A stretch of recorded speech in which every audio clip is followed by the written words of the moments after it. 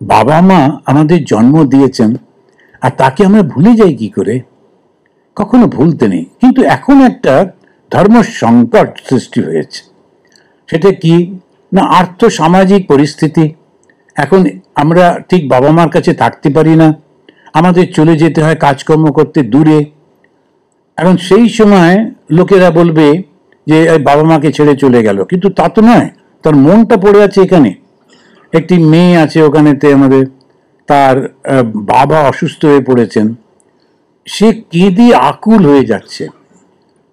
এমন এখন হয়েছে কি, ওদের তো জানেন যে আমেরিকার এখন যে সিস্টেমে, যদি একবার ওই আমেরিকার বাইরে আসে আর ওকে ঢুকতে দেবে না। এখনো তো পাসপোর্ট হয়নি বা গ্রিন কার্ড হয়নি, গ্রিন কার্ড হলেও অনেক সময় আটকে দিচ্ছে। তো এখন এইরকম পরিস্থিতিতে ও ভয় পাচ্ছে আসতে, ওর স্বামী রয়েছে, বাচ্চা রয়েছে, অথচ বাবা খুব কাঁদছে। আমি বললাম তুমি রোজ মাকে বলো ওই তোমাকে কম্পিউটারে ছবি দেখাবে, এমনভাবে ছবিতে দেখাবে যেন মনে হচ্ছে সামনে বসে কথা বলছো, এরমভাবে করো, রোজ করো, অনেকক্ষণ ধরে ধরে কথা বলো, কিন্তু তুমি গিয়ে কিছু করতে পারবে না। যা যা করবে তোমার মা তো করছেনি, এটাতে একটু স্যাটিসফাইড থাকো। ওর মা বললেন তাই। এখন হচ্ছে এক একটা সমস্যা সৃষ্টি, প্রচুর ছেলেমেয়েরা আছে, প্রত্যেকের মনের মধ্যে মহারাজ মা বাবাকে দেখতে পাচ্ছি না, মা বাবাকে সহায়তা করতে পারছি না। আপনারা জানেন কিনা জানি না, ওদের মনের মধ্যে কিন্তু ওই প্রচুর ছেলে মেয়ে যারা ওই বিয়ে করেছে ওখানে থেকে, এখন ছেলের স্কুল মেয়ের স্কুল, এখন কখন যাই। এই পরিস্থিতিতে ও যদি চলেও আসে কি করতে পারবে? এখানে হয়তো চাকরি নেই, এখানে তার থাকার ব্যবস্থা নেই, বরং ওখান থেকে একটু টাকা দিয়ে কিছু লোকজন পাঠিয়ে, এখন সেইটাই হচ্ছে কৃতজ্ঞতা বাবা মার প্রতি, ওটাতেই হবে দেশের প্রতি। এখন সমস্ত কিছু বিক্রি টিক্রি করে দিয়ে দেশে চলে এলো, প্রচন্ড ইমোশনাল একজন লোক, হাজব্যান্ড ওয়াইফ, সমস্ত কিছু বিক্রি করে দিয়ে এসে যা ছিল টাকা পয়সা নিয়ে, উনি ইঞ্জিনিয়ার ছিলেন, একটা ইঞ্জিনিয়ারিং কলেজ খুলবেন, তারপরে জায়গাও একটা কিনতে গেলেন, সঙ্গে সঙ্গে একজন পলিটিক্যাল লোক এসে গেল, বলল জায়গাটা আমার আছে, তুমি এর উপরে বানাও। ও বুঝতে পারলো না, ওর উপরেই তো এইসব বানালো, সত্যি সত্যি ঘটনা এগুলো। আর সমস্ত টাকা পয়সা দিয়ে, ওর প্ল্যানিং দিয়ে, এই করে সেই করে, ওর অন্যান্য বন্ধু বান্ধবদের সাহায্য নিয়ে সুন্দর করে কলেজ হয়ে গেল। ইনগরেশনের দিনে ও ঢুকতে গেছে, গেটেতে বন্ধ করে দিয়েছে, বলছে কি ব্যাপার, আমি তো করলাম। কিন্তু আপনি কে? আরে এটা আমার তো। বলে না, মালিক বলেছে যে তার চিঠি না থাকলে ঢুকতে দেওয়া হবে না, আপনার কাছে তো কার্ড নেই। ও সব টাকা নিয়ে নিয়েছে, বানিয়ে নিয়েছে, আর পলিটিক্যাল ইনফ্লুয়েন্সে কোনো কিচ্ছু ওর কাছে নেই। বেচারি একদম ফকির হয়ে গেছে। যতদিন ধরে এই টাকাগুলো রোজগার করেছিল সব দিয়ে, এত ভালোবাসা দিয়ে দেশেতে এসে একটা ইঞ্জিনিয়ারিং কলেজ করলো, যখন হয়ে গেল ওই লোকটা সব নিয়ে নিল। এখন কি বলবেন? তারপরে ভয় দেখালো, আর বেশি দিন এদেশে থাকলে মেরে ফেলবো। আবার ফিরে গেল, আবার গিয়ে নতুন করে, এখন এই বয়সে চাকরি পাচ্ছে না, অতি সাধারণ চাকরি করতে হচ্ছে, কোন রকমের জীবন কাটাচ্ছে। এগুলো একদম বাস্তব ঘটনা। তো কৃতজ্ঞতা কি করে প্রকাশ করব? সবসময় যে ফিজিক্যালি এসে করতে পারি তা কিন্তু না, দূর থেকেও করা যায়, প্ল্যান করেও করা যায়। তো ওই কৃতজ্ঞ হতে হবে, বুদ্ধিমানের সঙ্গে কৃতজ্ঞ হতে হবে। তো আমাদের যে গ্রেটফুলনেসটা, সেটা আমরা কি করে করতে পারি? গ্রেটফুলনেসটা আমরা সবসময় মনে রাখতে হবে, যখনই আমরা প্রার্থনা করব, সবার জন্য প্রার্থনা করব। আপনাদের অনেকেই হয়তো জানেন, আপনারা সবসময় করেন, সর্বস্তরতু দুর্গানি সর্বভদ্রাণি পশ্যতু সর্বসদ বুদ্ধিমাপ্নোতু সর্বত্র নন্দতু।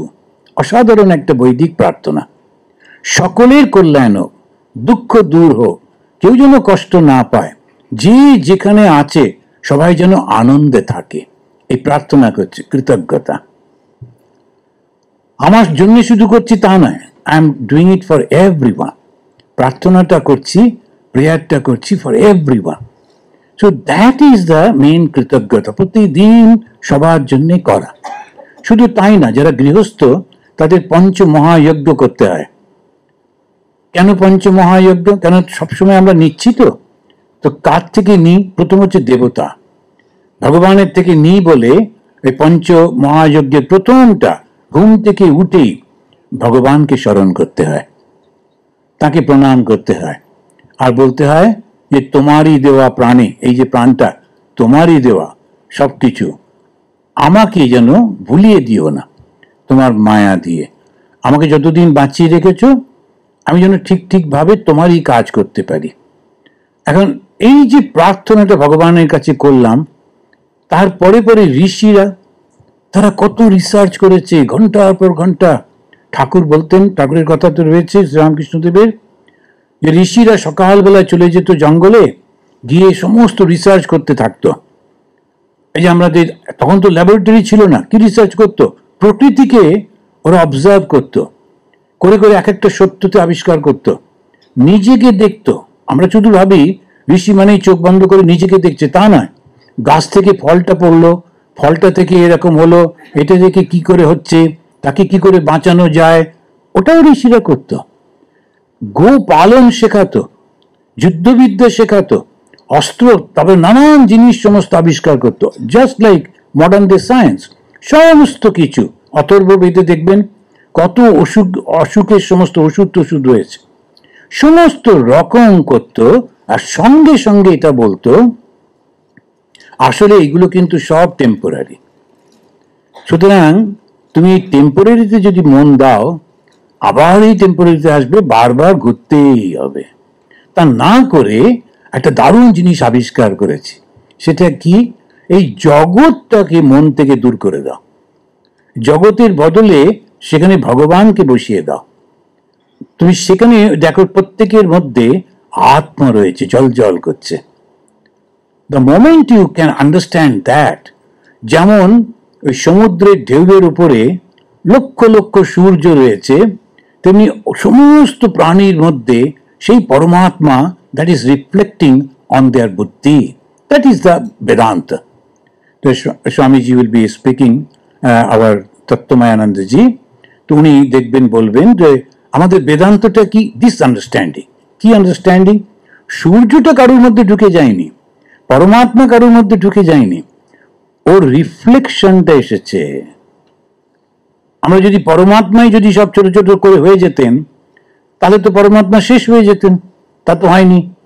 আমরা এত বড় একটা ডাউ বানালাম, তার থেকে একটু একটু করে লুচি বানাচ্ছি, বানাতে বানাতে এটা শেষ হয়ে যায়, 200টা লুচি তৈরি হলো।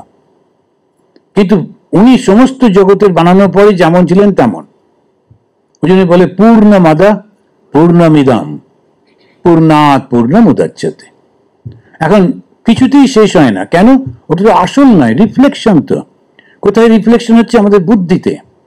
আর এই বুদ্ধিবৃত্তির ওপরে পড়ে, সেটা কি দারুণ শক্তি। আপনাদের নিশ্চয়ই মনে আছে ছোটবেলায়, বিশেষ করে ছেলেরা গ্রামে ট্রামে যারা ছিলেন, ওই যখন ভাঙা আয়না পাওয়া যায়, সেইটা নিয়ে ওই সূর্যের আলোটাকে নিয়ে যেরকম করে ওরা ঘরের মধ্যে আলো করে দেয়।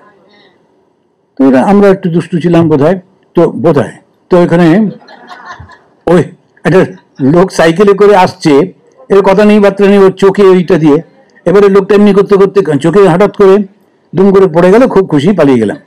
এখন ওকে ফেলে দিয়ে কি লাভ হলো কে জানে, কিন্তু তবুও এখন ওইটা যে করছি, আয়নাটার কি শক্তি আছে আলো দেবার? না, শক্তিটা কার? সূর্যের।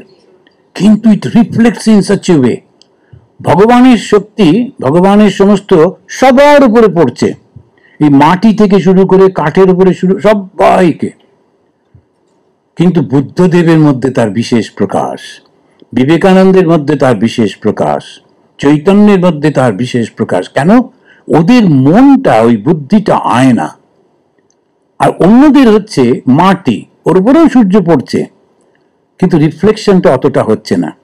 কারো কারো কাঁচ সূত্র অনেকটা ভালো হলো, তখন আমরা বলি মহাপুরুষ, কিন্তু সবার উপরেই সেটা রয়েছে।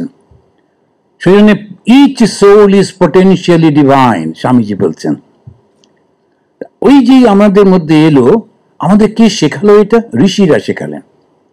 আমিও divine, I have every right to the divinity, every right to become Buddha. আমিও একদিন বুদ্ধ হব। কালকে একটা ছোট বাচ্চা এসে প্রণাম করছিল, আমি বললাম যে তুমি বড় হয়ে কি হবে? বললো ইঞ্জিনিয়ার হব। তারপরে এখনো ভাবিনি। তো এখন ওই যে ইঞ্জিনিয়ার হবে মাথায় রয়েছে, কারণ দেখেছে বাবা কাকা ওরা। এখন আমরা বড় হয়ে কি হব? আমি বড় হয়ে বুদ্ধ হব। I like to realise the truth. কেমন করে হব? I will withdraw all my senses from the sense objects. বলে আমি একাগ্রভাবে ব্যাস একবার যদি তুলতে পারি, সঙ্গে সঙ্গে একটু এদিক ওদিক নয় কিন্তু, জানেন তো, যে মুহূর্তে আমি সমস্ত সেন্স অবজেক্টস থেকে আমাদের সেন্সেস গুলো তুলে নিতে পারবো, সেই মুহূর্তে বুদ্ধ হয়ে যাব। একটু একটু করে হবে তা নয়। ঠাকুর বলছেন অন্ধকার ঘরেতে আলো জ্বাললে একটু একটু করে আলো হবে নাকি? একবারে আলো হয়ে যাবে। তো আমাদের ওই কৃতজ্ঞতা, ঋষিরা আমাদের বলেছেন আমার হাতে ক্ষমতা রয়েছে, আই শুড নট ব্রেক, ও আমার তাহলে কি হবে, এরকম কোনো কিছু নেই, পারবোই পারবো, নিশ্চয়ই পারবো। এখন এই যে ভাবটা এলো, তখন ওই ঋষি যজ্ঞ প্রথমে হলো, দেবযজ্ঞ, তারপরে ঋষি যজ্ঞ। ঋষি যজ্ঞ কি করে করব? একটু গীতা পড়তে হবে, কি উপনিষদ পড়তে হবে, কিংবা কথামৃত পড়তে হবে, বা ভাগবত পড়তে হবে, না হলে শুনতে হবে, শুনে এটা করতে হবে, কিন্তু একটু ওদেরকে স্মরণ করতে হবে। আর তারপর হচ্ছে নৃযজ্ঞ, মানুষকে একটু ভালোবাসতে হবে। এই যে মানুষগুলো চারপাশে রয়েছে, কি করে তাদেরকে একটু সহায়তা করা যায়। বারবার ঠকাবে কিন্তু ছেড়ে দেবেন না। আমি অরুণাচলে ছিলাম, তো একটা গ্রামকে অ্যাডপ্ট করেছিলাম, ট্রাইবাল গ্রাম। ওরা সব শিকার টিকার করতো। আমি বললাম শিকার কেন করো, কিছু ছাগল পোষো, পুষলে দেখবে ছাগলগুলো বড় হচ্ছে, এক একটা ছাগলের দুটো করে করে বাচ্চা হয়, তো 4টে ছাগল থেকে অনেকগুলো হয়ে যাবে, 2 বছরের মধ্যে তুমি প্রচুর ইনকাম করতে পারবে। হাঁস পোষো বা মুরগি টুরগি এরকম করে। তারপরে ছাগল দেওয়া হলো 2টো করে করে প্রত্যেককে, বোধহয় 25-30টা ফ্যামিলি ছিল। ওমা, তারপরে আর আসে না। তারপরে খবর পাচ্ছি প্রচন্ড উৎসব হচ্ছে ওদের গ্রামে, এবং আত্মীয় স্বজনরাও নাকি ওদের ভিজিট করছে। তা আমি বুঝলাম, তখন আমাকে একজন এসে বলেন মহারাজ দেখেছেন তো। এবার যখন সব শেষ হয়ে গেল, তারপরে গুটি গুটি 4-5 জন এসছে। স্বামীজি ও সব যে আপনি দিয়া था না বকরি মর গিয়া, আচ্ছা কি করে মরলো, তো ক্যাসে ক্যাসে মার গিয়া। এখন আমাদের এই স্বামীজি যিনি ছিলেন আমার সঙ্গে, বললাম না মহারাজ আপনারা এরকম করে দিয়ে দেন, টাকা নষ্ট হয়, এগুলো মহা বদমাইশ। আমি বললাম বদমাইশ না, এগুলো বোকা, নিজের ভালোটাও জানে না। ওরা বদমাইশ না, নিজের ভালোটাও জানে না। আমি যে ওকে ভালো করতে চেষ্টা করছি। স্বামীজির কথাটা দেখেছো? স্বামীজি কি বলছেন, মূর্খ দেব বাবা, লক্ষ্য করে দেখেছেন? স্বামীজি বলছেন মূর্খ, যেটা বোকা আদা, ওই তোমার দেবতা হোক। ও তো নিজে ভালোটা বোঝেই না, কিন্তু আমি তো বুঝি, আমি জানি কি করে ওকে সাহায্য করতে হবে। তো সেই জন্য বারংবার দিতে হবে, একটু বকাঝোকা করে, তারপরে একটু ঘুরিয়ে টুরিয়ে আবার দিলাম। এবারে যদি 5টা দেওয়া হয় তো 2টো বাঁচে, 3টে চলে যায়। আর ধীরে ধীরে ধীরে ধীরে নিজেদের পায়েতে দাঁড়াচ্ছে। কখনো হাতটা এরকম করতে নেই, এরকম করতে হয়। তো ও তো শেখাচ্ছি ওদেরকে যে তুমি কেন মানুষের কাছে গিয়ে হাত পাচ্ছ, নিজের পায়ে দাঁড়াও। আমাদের যেটা সমাজে খুব ভুল হয়ে যায়, আমরা সবাইকে দিতে থাকি, দিয়ে নিজের মনে একটা আনন্দ হয়, কিন্তু তাতে যেটা ভীষণ খারাপ হয়, ওই লোকটা নিজের কনফিডেন্সটা হারিয়ে ফেলে। তো বেদান্ত কি, আমি পারবো, I can do it, self confidence ফিরে পাওয়া। যেই ফিরে পাচ্ছি সঙ্গে সঙ্গে, তা কে করবে এটা? নৃযজ্ঞ, এটা কে করবে? ওই রকম ভাবে কনফিডেন্স দিতে হবে আপনার কাছে যারা যারা আছে তাদেরকে উৎসাহ দিয়ে, কথা দিয়ে, আস্তে আস্তে করে করে। কিন্তু you have to be very good teacher. সারাক্ষণ যদি ওর কানে কাছে, আরে তুই এটা করিস না কেন, আমি স্বামীজির কাছে শিখে এলাম তোকে মানুষ করতেই হবে, ইত্যাদি ইত্যাদি করে তাকে পাগল করে দিয়ে আর এক বিপদ হবে।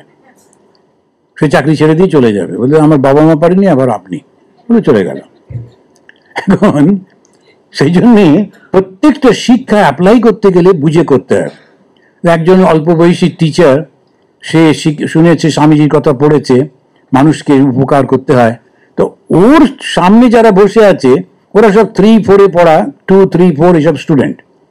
ও সেইগুলো স্বামীজির কথা বলে বলছে, তোমাদের তো শুক্রবার স্কুল, শনি রবি ছুটি, সোমবার দিন যখন আসবে আমি শুনতে চাই যে তোমরা সমাজের কিছু সেবা করেছো, একটা মানুষের উপকার করেছো।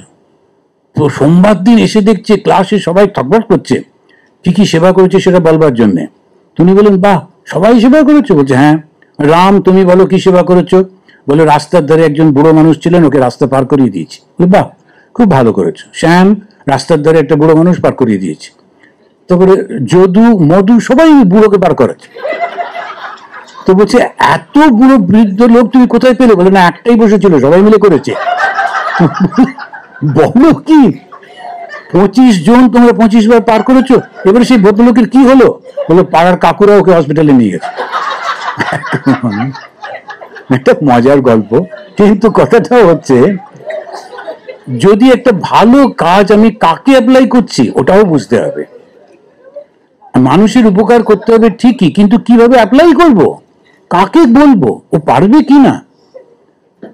এখন সেইটাই হচ্ছে, যখন আমরা মানুষকে সেবা করতে যাচ্ছি, কতটা করব, কিভাবে করব, বুঝে করতে হয়, তা না হলে খুব ভুল হয়ে যায়। ও পরিশ্রম করে কিছু পাচ্ছে তা না করে আমি ওকে এমনি দান করছি, গরিব মানুষ করে দিচ্ছি, ধীরে ধীরে ও আর কিন্তু পরিশ্রম করবে না। You have to do something and to earn something. এই যে করে বুঝতে যখন পারছি, তখন সেটাতেই ওরা বলতে গিয়ে বলছেন যে আমরা যে কৃতজ্ঞ বটে, কৃতজ্ঞতার সঙ্গে শ্রদ্ধাটাও আসছে। শ্রদ্ধাবান, সেটা আমি সবার মধ্যে এগুলো দিচ্ছি। তো প্রথম হলো দেবযজ্ঞ, তারপরে হলো ঋষিযজ্ঞ, তারপরে নৃর আগে হচ্ছে আমাদের যারা মারা গেছেন তাদেরকে স্মরণ করতে হবে। এখন এই পিতৃযজ্ঞ বলে একটা বলে, পিতৃ মাতৃ যাই হোক, পিতৃযজ্ঞ, সেই পিতৃযজ্ঞে শুধু স্মরণ করা, যারা চলে গেছেন তাদেরকে একটু স্মরণ করে নেওয়া। তা খুব ভালো, তোমরা ছিলে বলে আমরা পেরেছি, এই স্মরণ করা। এবার তারপরে নৃযজ্ঞ হলো, নৃযজ্ঞের পরে ভূতযজ্ঞ। এই ভূতযজ্ঞ যখন করছি তখন এই পাখিদের জন্য, পশুদের জন্য একটু চিন্তা করতে হয়। নৃযজ্ঞতে একটা খুব ভালো হচ্ছে যে আমি যেটা খরচা করব তার থেকে একটু টাকা তুলে রাখতে হয়। আমরা যখন ছোট ছিলাম দেখতাম রান্নার জন্য যতটা চাল নিয়েছেন সেই থেকে 1 মুঠো নিয়ে রেখে দিতেন। এই নয় যে স্টক থেকে রাখছেন, যে চালটা আমরা এক্ষুনি রান্না করব তার থেকে 1 মুঠো রাখা হতো। ওরকম একটা আলু রাখা হতো, একরকম করে করে করা হতো। তার ফলটা কি হতো, কিছুদিন পর যখন একটু জমে গেল, ওই পাশে কোনো আশ্রম মন্দির তাকে গিয়ে দিয়ে এলো। কারণ যদি এরকম না হয় তা আমরা একটা করে টাকা রাখতে পারি, 2টো করে টাকা রাখতে পারি, করে করে আমরা নিজেরা তো করতে পারবো না, বরঞ্চ আমরা কোনো মন্দিরকে দিয়ে আসবো। তা এইরকম ভাবে সমস্ত করতে হয়। মানুষ কৃতজ্ঞ হচ্ছে। আপনি ভাবছেন এটা করবার পর আমার কি হবে, মনটা শুদ্ধ হয়ে যাবে। আপনি যখন করছেন, আমি করছি ভাবছেন না, ভাবছেন আমাকে যে শরীরটা দিয়েছেন, আমাকে যে জীবনটা দিয়েছে, সেই যে ভগবান, আমি তাকেই অন্যভাবে ফিরিয়ে দিচ্ছি। আর এই যে শ্রদ্ধা রাখতে হবে, যখন ঠাকুর বলেছেন ঈশ্বর আছেন, তো আছেন, আমি দেখিনি তো কি হয়েছে, আমার বাবা দেখেননি, ঠাকুর দাদা দেখেননি, সুতরাং বিশ্বাস করি না, ওরা চেষ্টা করেননি তাই দেখেননি। কিন্তু যখন ভগবান শ্রীরামকৃষ্ণদেব বলছেন, সেখানে হবেই হবে। এই যে একটা দৃঢ়তা, যে ঠাকুর যখন বলেছেন আছে মানে আছেই আছে, আমি দেখতে পাই আর না পাই, বুঝতে পারি আর না পারি। এই যে শ্রদ্ধাবান, আমি সঙ্গে সঙ্গে আমি কৃতজ্ঞতার সঙ্গে শ্রদ্ধা। আর একটা হচ্ছে কথাটা রাখা, যতটা পারা যায়। চট করে কথা দিতে নেই, আর দিলে আর তুলতে নেই। তখন কি হয়, মানসিক শক্তিটা বেড়ে যায়। একবার যখন কথা দিয়েছি কথা রাখবো। ঠাকুর শ্রীরামকৃষ্ণদেবকে ডাক্তার বললেন, তুমি কিন্তু জল খেতে পারবে না, অন্য কোনো কিছু খেতে পারবে না, যদি রাজি হও তাহলে চিকিৎসা করব। রাজি বলেন, শুধু সারাদিনে এইটুকু দুধ খাবে, বাস রাজি বলেন, আর কিছুতেই অন্য কিছু খাচ্ছেন না। কথা দিয়েছি ডাক্তারকে, না আর কিছু করব না। আমরা যখন কথা দিই, কথাটা রাখতে হয়। এই যে আমরা সন্ন্যাসী হলাম মানে কি হলো, আসলে প্রতিজ্ঞা করেছি জানেন, গুরুর সামনে, ইষ্ট দেবতার সামনে, আগুনের সামনে গঙ্গা জল নিয়ে প্রতিজ্ঞা করলাম যে আমরা কোনোদিন কাউকে আর হিংসা করব না, আমরা কোনোদিন কাউকে আমার আর তোমার এই ভাব নেব না। এইরকম ভাবে কতগুলো প্রতিজ্ঞা নেওয়া হচ্ছে। প্রতিজ্ঞাটা যদি ভেঙে ফেলি তাহলে, সেই জন্যই বলছেন যে তুমি যদি একবার প্রতিজ্ঞা নিয়েছো ওটা তো স্ট্রিক্ট করে থাকো, নেবার আগে চিন্তা করো যে না এটা পারবো না, নেবো না, হয়ে গেল। কিন্তু নিয়েছো যখন আর তখন ছাড়তে পারবে না, দিয়ে করো না, তা নাহলে মানুষ থাকে না। এবারে লক্ষ্য করে দেখুন, সেই কবে বেদের যুগে তো একজন ভদ্রলোক তিনি ঠিক করলেন একটু নাম টাম করতে হবে। মধ্য বয়স হয়ে গেলে তখন পুরুষের খুব ইচ্ছে হয় একটু নাম টাম করা। তখন ওরা পাড়ার দুর্গা পুজোর হয়তো একটা প্রেসিডেন্ট হলো, এটা হয়েছে খুব খুশি হয়ে এসে করে। ওই ভদ্রলোক কি করেছেন, সর্ব দান যজ্ঞ করছেন। ভালো ভালো গরুগুলো, তখন তো গরু ছিল, গরুগুলো লুকিয়ে রেখে খারাপ গরুগুলোকে দিয়ে দিচ্ছে, দুগ্ধ দোহা নরেন্দ্রিয়া, তা কোনোদিন কিছু দেবে না। আর তখনও এই ধরনের লোক ছিল, সেগুলোকেও টেনে টেনে নিয়ে যাচ্ছে, যারা পেয়েছি গরু নিয়ে যা, দেখি কি করে, নিয়ে যাচ্ছে। ও ছেলেটা শ্রদ্ধা আবিবেশত, ও শ্রদ্ধা ওর মধ্যে প্রবেশ করলো। কি শ্রদ্ধা, এটা খুব ভুল হচ্ছে, বাবা লোক ঠকাচ্ছে, বাবার খারাপ কাজ হবে, বাবা তো নরকে যাবেন, কি করে বাবাকে বাঁচানো যায়, ওর সেই দিকে নজর। ও গিয়ে বাবাকে তখন বলছে আমিও তো তোমার একটা সম্পত্তি, আমাকে কাকে দেবে। যেই মুহূর্তে রেগে মেগে উনি বললেন, সঙ্গে সঙ্গে উনি বললেন যে জমের কাছে যা, মৃত্যু বেতবা দদামিতি। তখন যে ওই ছেলেটির মধ্যে কথাটা এলো, সেটা হচ্ছে আত্মশ্রদ্ধা। ও বলল বহুনামেমি প্রথম, বহুনামেমি মধ্যম, আমি অনেকের মধ্যে প্রথম, অনেকের মধ্যে দ্বিতীয় বটে, কিন্তু আমি কোনোদিন তৃতীয় নই। তাহলে বাবা আমাকে মরতে বললো কেন, যা বলেছেন যখন তাই। এবারে বাবার মানে বলে ফেলেছি, সত্যি সত্যি তো আর বলিনি। তখন ওই ছেলে বাবাকে উপদেশ দিচ্ছে, একবার যখন তোমার মুখ থেকে কথাটা বেরিয়েছে আর কিন্তু সরাবে না, সরানো উচিত না। অনুপস্য যথা পূর্বে প্রতিপস্য তথা পরে, মর্তুমিব শস্যমিব মর্ত পচ্যতে শস্যমিব অজায়তে পুনঃ। এই ঘাসপালাগুলো জন্মাচ্ছে আর মরছে, জন্মাচ্ছে আর মরছে, মানুষের জীবন কি তাই হবে? কথা যখন দিয়েছি কথা রাখতে হবে। এখন সেই নচিকেতা যাচ্ছে, পরবর্তীকালে শ্রী রামচন্দ্র তিনি তার বাবাকে বলছেন না, কথা যখন দিয়েছো কথা রাখতে হবে। সেইটাই হচ্ছে আসল, আমরা কথা যখন দিয়েছি কথা রাখতে হবে। যখন একজন প্রেসিডেন্ট হচ্ছেন, প্রাইম মিনিস্টার হচ্ছেন, মন্ত্রী হচ্ছেন, তারপরে পুলিশের অফিসার হচ্ছেন, প্রত্যেকটা মানুষ প্রতিজ্ঞা করে। যখন আপনারা বিয়ে করছেন প্রতিজ্ঞা করছেন, আমরা সন্ন্যাসী হচ্ছি প্রতিজ্ঞা করছি। পুরো সমাজটার দিকে তাকিয়ে দেখুন, প্রত্যেকটা জায়গায় প্রতিটি মানুষ প্রতিজ্ঞা করেছে। আর যে প্রতিজ্ঞা ভঙ্গ হয়, পুরো মানুষের সমাজটা ভেঙে পড়ে। যে সন্ন্যাসী যদি গৃহীর মতো আচরণ করে, গৃহী যদি সন্ন্যাসীর মতো আচরণ করে, ব্রাহ্মণ যদি ক্ষত্রিয়ের মতো আচরণ করে, এখন সমস্ত জিনিসটা ভেঙে পড়বে। এই মানুষ সমাজকে তৈরি করবার জন্যে মানুষ হতে হবে, আর সেই মানুষ হবার জন্যে এরকম ভাবে উনি আমাদেরকে শিক্ষা দিচ্ছেন। তো রামচন্দ্রের যে গুণগুলো, তার মধ্যে থেকে আমরা দুটো গুণ অবশ্যই নিতে হবে। একটা হচ্ছে কৃতজ্ঞশ্চ, একটা আমাদের শ্রদ্ধা। এই যে শ্রদ্ধাবান, যখনই আমি শ্রদ্ধা করছি, কার উপরে শ্রদ্ধা করছি? গুরু বাক্যে। কার উপরে শ্রদ্ধা করছি? শাস্ত্র বাক্যে। কার উপরে শ্রদ্ধা করছি? নিজের উপর। আত্মশ্রদ্ধা, আমি ঠিক পারবো, কেন পারবো না, না পারার কি কারণ আছে? এই যে অসাধারণ জিনিসটি, সেটাতেই হচ্ছে আসল। এখন একটা খুব সুন্দর কবিতা ঠাকুরের ওই সম্পর্কে, ঠাকুরের ছবিটা দেখে লিখেছিলেন, ওই কবির নামটা আমার এক্ষুনি মনে পড়ছে না। নির্বাক নয়নের নিঃশব্দ বাণী, নিষ্পলক নয়নের নিঃশব্দ বাণী নিরন্তর বলে চলেছে, তুই পারবি, তুই পারবি, তোকে পারতেই হবে। ভগবান শ্রীরামকৃষ্ণদেবের যে ছবিটা দেখবেন, তাকিয়ে রয়েছেন। এখন ওই যে তাকিয়ে রয়েছেন, যেন উনি নিঃশব্দে বলছেন, তুমি নিশ্চয়ই পারবে, নিশ্চয়ই পারবে, নিশ্চয়ই। কি পারবো? মানুষ হতে হবে। আমি নিশ্চয়ই পারবো। কে কি হচ্ছে না হচ্ছে ওটা আমার কাজ না, আমি হব, আমাকে হতে হবে। এই ব্যাপারে শুধু আমি।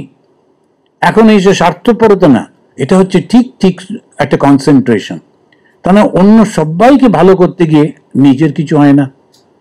সেই কারণেতে নিজেকে করতে হবে। ওরা যা করছে করুক, নিজে নিজে কর্মফল যে ভুগবে ভুগবে। আর পারলে বললাম, না পারলে না হলো, আমি করব না।